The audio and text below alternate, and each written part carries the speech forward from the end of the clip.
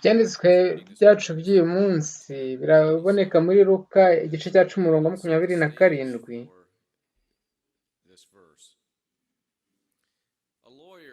Umwe mu bigisha b'amategeko yaje asanga Yesu ati, none nakora iki kugira ngo mbone ubugingo buhoraho?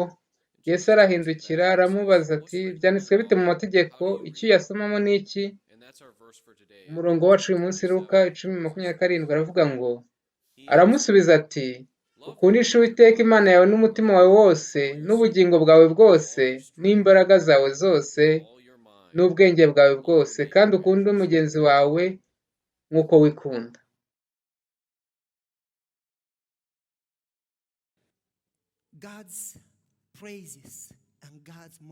Imbabazi z'Imana n'imirimo y'Imana birenze uko tubitekereza.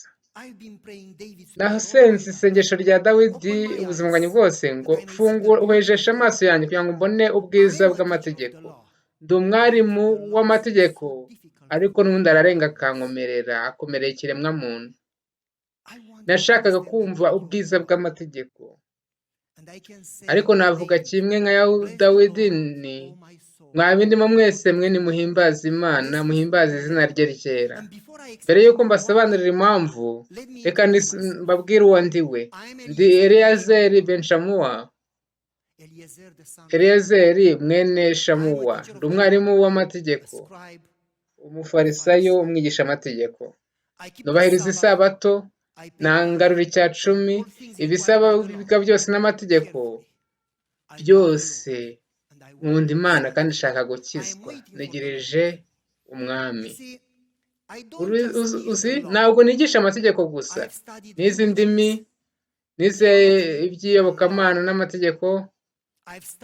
Nigishijwe n'umwarimu ukomeye Gamariyeri, sobanura amategeko. Nzi amategeko uko ari mu byanditswe. Nzi ibitabo 5 byose bya Mose, ibinini n'abatoya. Nzi Mose, abahanuzi bato n'abanini.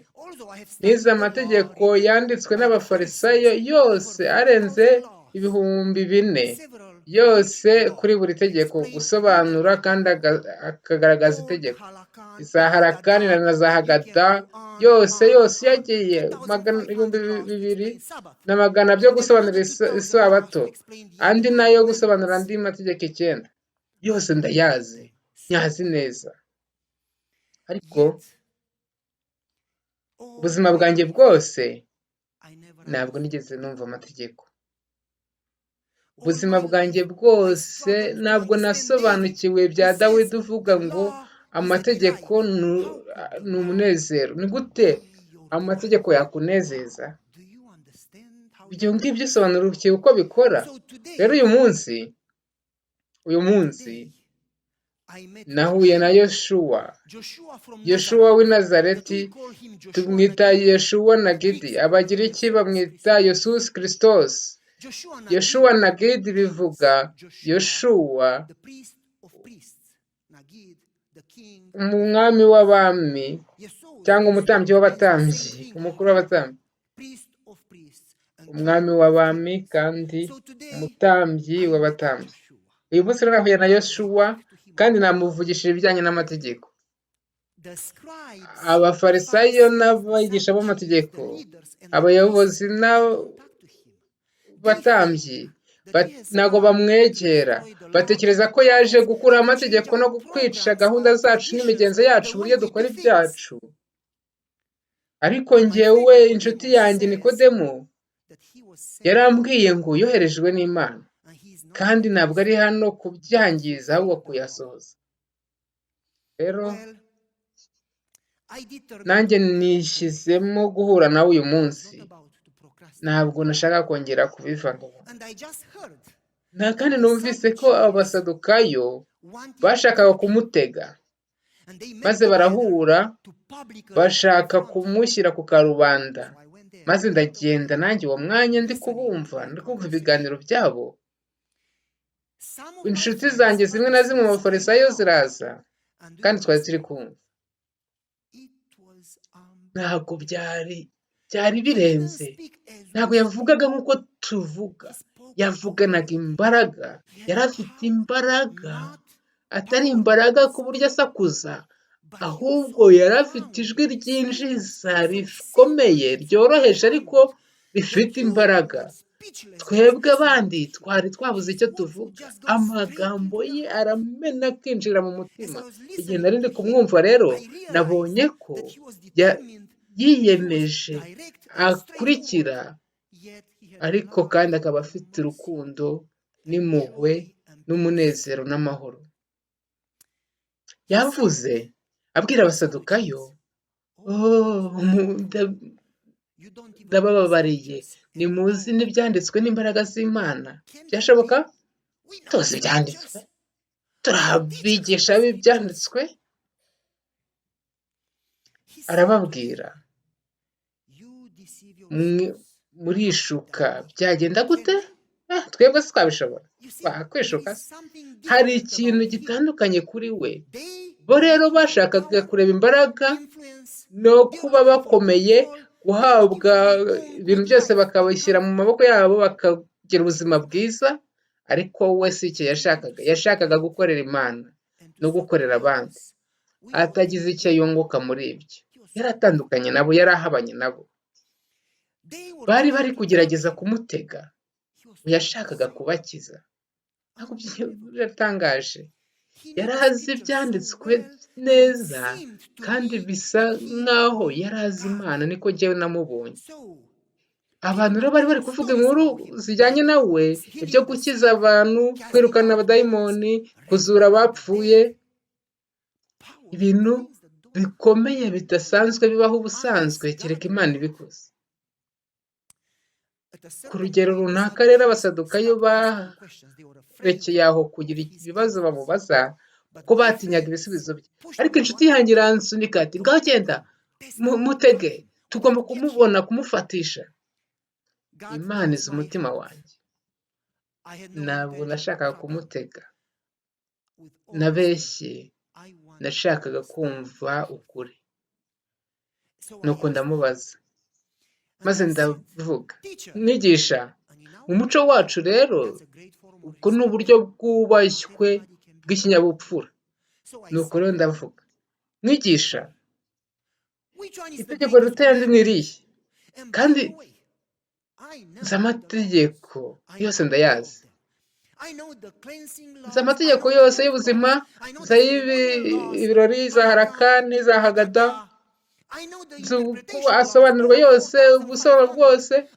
Nzi amategeko ya Tora, nzi ay'abahanuzi, yose ndayazi. Ariko ntabwo ari ayo navugaga amategeko 10 y'imyitwarire, amategeko Imana ubwayo yiyandikiye ku gisate cy'ibuye. Maze ndavuga nti, mwigisha, mu mategeko 10 yanditswe n'Imana, ni irihe riruta ayandi? Maze arandeba ampanze amaso, ijisho rye ryaratoboraga nk'iryinjiye mu mutima wanjye. Maze aravuga, Shalima Isirayeli, bivuga ngo niwumve mwebwe Isirayeli. Igihe yari kumvugisha, naketse ko agiye kuvuga itegeko rya mbere kuko ariho yose atangirira. Ndi Imana yawe yakuvanye mu bucakara. Nimba ndi Imana yawe, ntabwo uzagira izindi mana. Cyangwa se wenda akavuga ati, wenda nari nzi ko yavuga itegeko rya 4, wibuke kweza umunsi w'isabato. Ndamubaza, ni irihe rikomeye muri ayo ngayo 10? Ariko ntiyansubiye mu buryo natekerezaga, ahubwo yaravuze ngo, mwumve mwebwe Isirayeli, Imana yanyu ni imwe. Mugomba gukunda Imana yanyu, Uwiteka Imana yanyu, n'umutima wanyu wose, n'ubwenge bwanyu bwose, n'ubugingo bwanyu bwose, n'imbaraga zanyu zose. Iryo ni ryo tegeko rya mbere kandi riruta ayandi. Ibyo bintu ntabwo byari bishya kuri njye. Ibyo bintu Mose yarabivuze. Mose yarabisobanuye mu gutegeka kwa 2. Yaravuze, mukunde Imana yanyu n'umutima wanyu wose, n'ubwenge bwanyu bwose. Ariko mu buryo runaka twari turi kwirengagiza iryo, kuko iryo ritari mu icumi.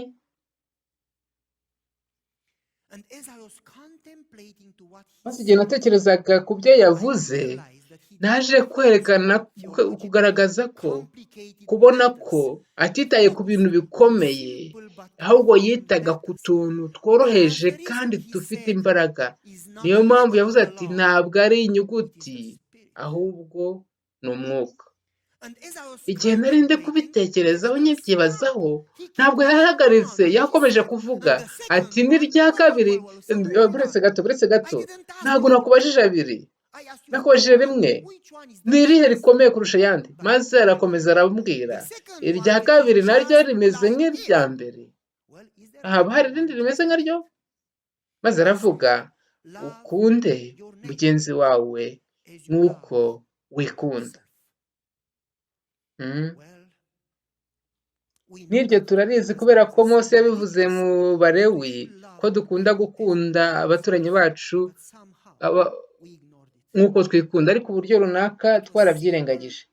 Biroroshye kandi birasobanutse, ariko yaravuze ati musa koko mwabigira ko muri abantu b'Imana, koko mushaka gukurikira Imana, mukunda kwigaragaza ko mukunda Imana. Reka nkubwire uburyo wabikora, dore uko wabigenza. Ukunda Imana n'umutima n'ibyo ufite byose, uko uri kose, 100%.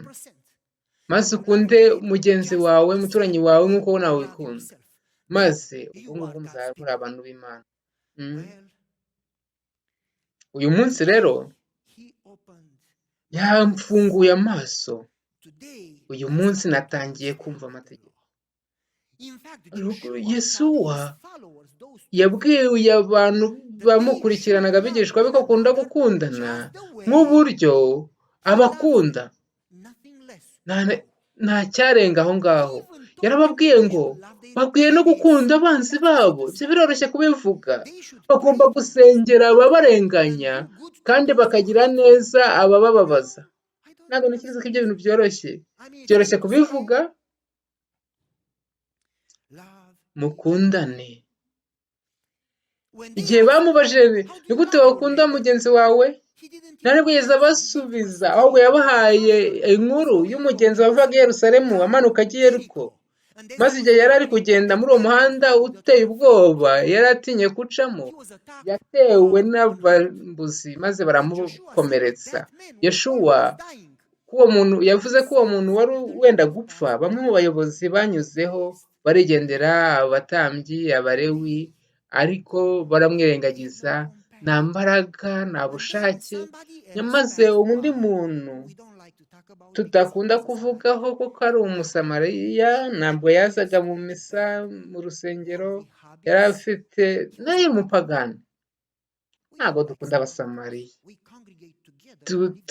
tujya tuterana, ariko bari abo tubasiga ku ruhande.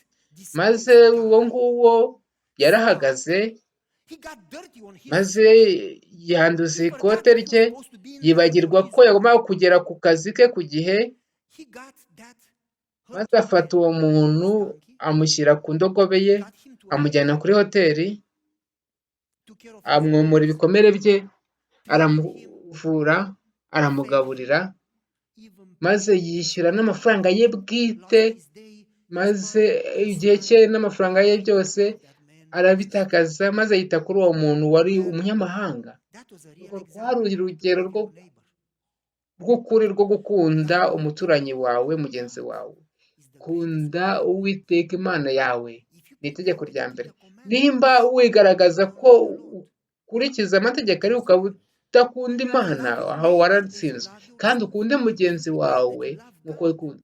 Nimba ujya wishushanya ko ukunda Imana udakunda mugenzi wawe, Yeshuwa yaravuze ngo ni gute wakunda Imana udakunda mugenzi wawe? Rero tubitekerezeho. Maze avuga ikindi kintu. Yaravuze amategeko yose n'abahanuzi bose byose bisohorera muri aya ngaya. Nta wundi wigeze avuga ibyo bintu. Ni nk'aho ibindi bintu byose bishingiye kuri aya, byose byinjizwa muri aya ngaya abiri. Ibi ni ibyo. uyu ni wo mwuka, iyi niyo mpamvu, niyo gisunika, niyo mategeko.